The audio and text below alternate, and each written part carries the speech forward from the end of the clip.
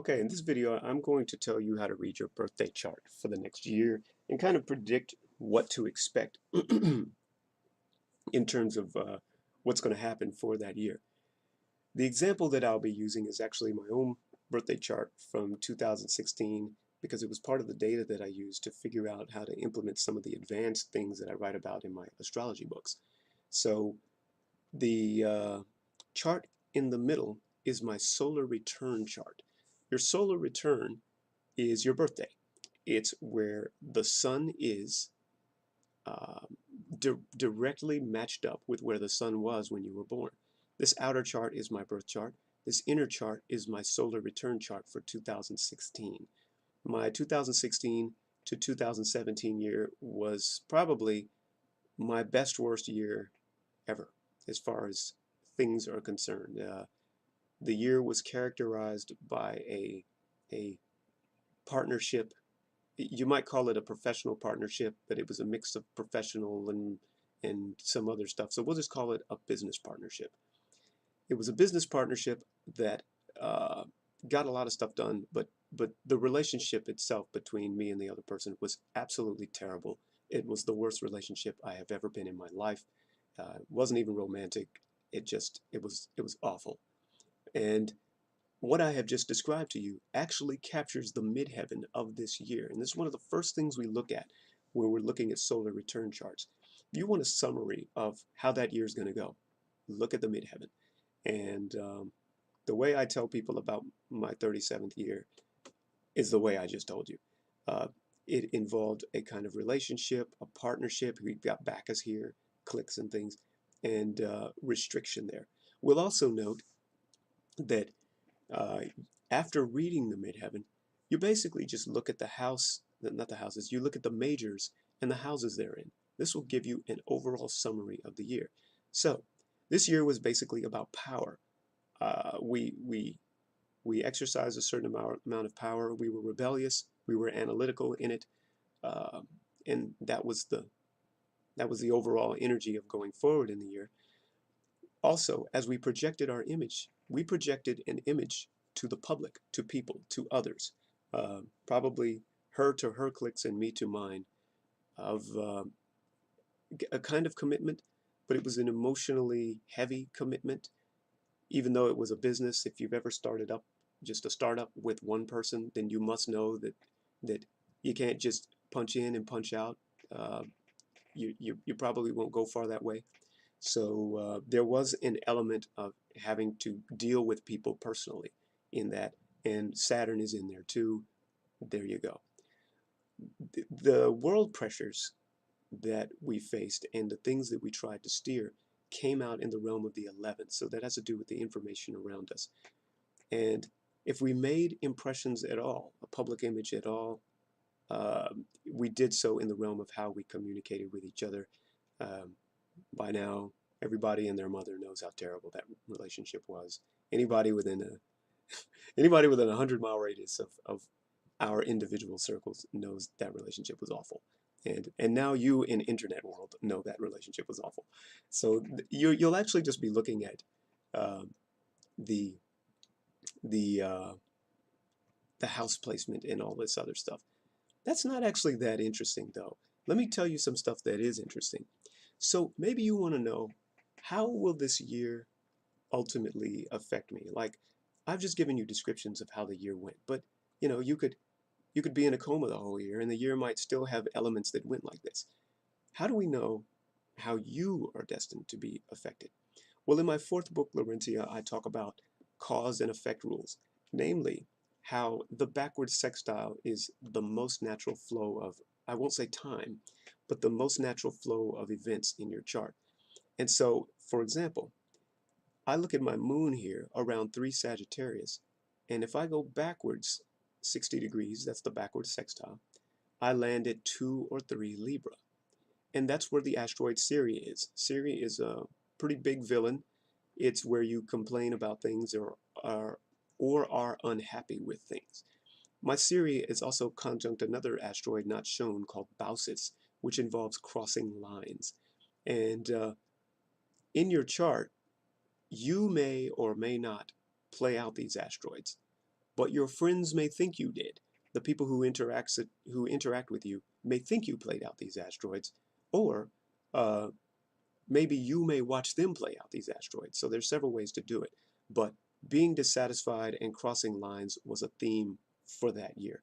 We will definitely, me and the person that I rifted with during this year, will definitely tell different stories about who crossed what lines. But just note that the asteroids are there and they are basically caused by the things 60 degrees ahead of them. Like I said, I write more about that in Laurentia. What is this year destined to give me as far as a permanent impression? Well, in order to know that, I would look at my own node. My own north node was right here, and I could ask the question, what about my destiny? How does this year affect me? And one of the asteroids in the solar return chart there is Sulamitis for rising in status. We definitely rose in status during that year. And in fact, because Sulamitis is conjunct this solar returns node, this, this rising in status is kind of a destined feature of that year. And that destined feature of that year also has an easy time affecting me permanently. My own, quote, destiny. So I've talked about looking at the majors in the houses, and I've talked about the midheaven, and I've talked about the node and stuff on your node. So, and also how there is a cause and effect relationship that you can read in this chart. I mean, there's just a lot of things that you can do. Actually, when I post this video, I may in the notes tell you some of the tricks that you can associate with this, because I've covered at least 5 things that you can look at for your birth chart to tell how that year is going to be. Now, but let's look at something a little bit more dynamic. How are you most easily able to change other people's lives or change things in the year? Like what is this a good year to do? Okay, so I remind you that this inner chart is the solar return chart. And in order to know what this year has a really easy time affecting, we look at the anti-vertex. The vertex is where you experience change. The anti-vertex, which is 180 degrees away from it, is where you are the actor during change experience. And so it really makes you look like a writer of that change. So I've got my anti-vertex conjunct my Chiron. And so if I'm doing doctor therapy, patient counselor kinds of relationships, then it's going to be really easy to change other people's lives. Most of the year described by the solar return chart was just me and that other person doing various things. Everybody else basically faded out of the picture, or they became secondary as far as the main tasks of the year were concerned. There really was a kind of therapy related vibe to this relationship, and that's where all the life change was made for a pretty complex exchange. Now, I told you also that you can look at your birth chart and ask what about me type questions. Here's how that goes. You can say, what about my deep bonds that I form with people? So this is my Hera. The answer would be, your deep bonds are partly going to be played out in this doctor-patient change writing thing. However you do it, wherever you do it throughout the year. You could say, what about my talents? Here's Celine.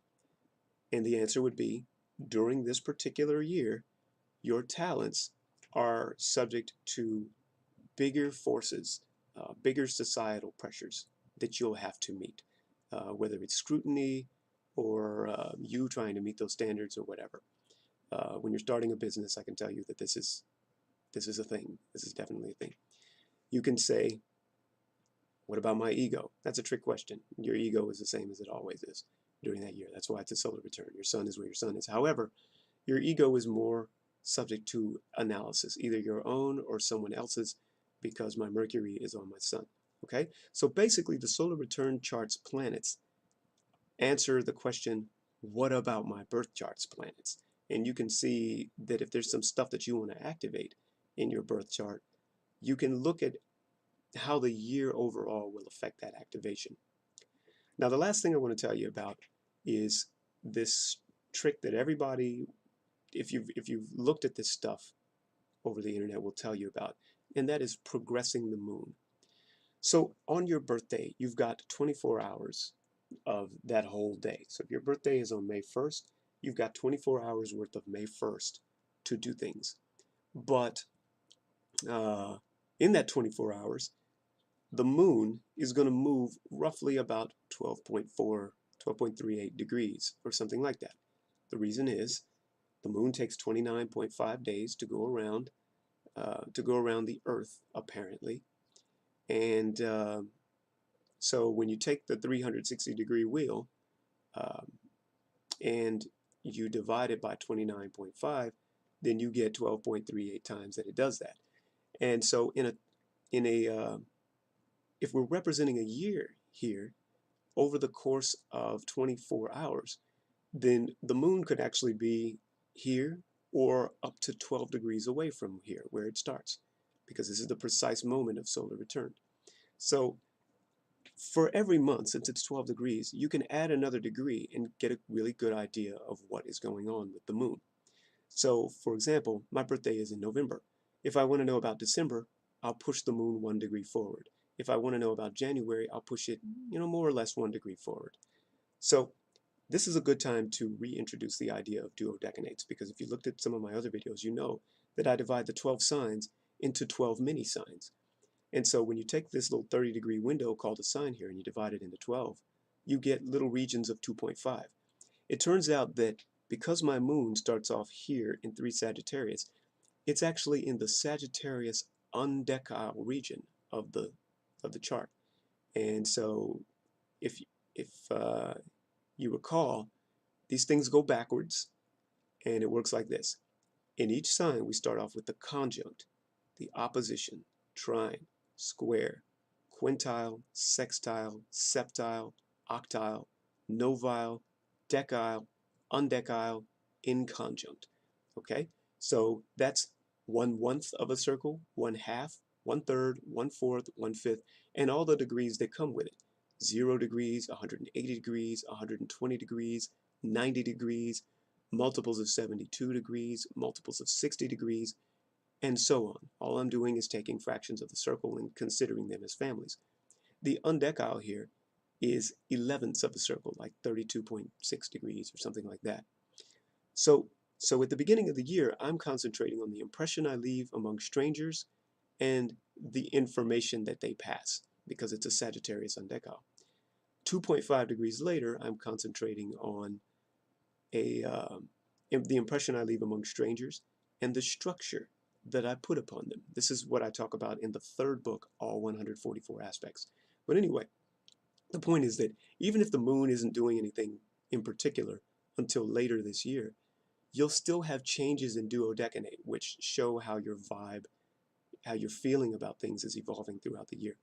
I'll note that my final blow up with the person for this year occurred around August and September, and that is 10 or so degrees away from where the moon starts, because you see my Saturn right here for restrictions and boundaries.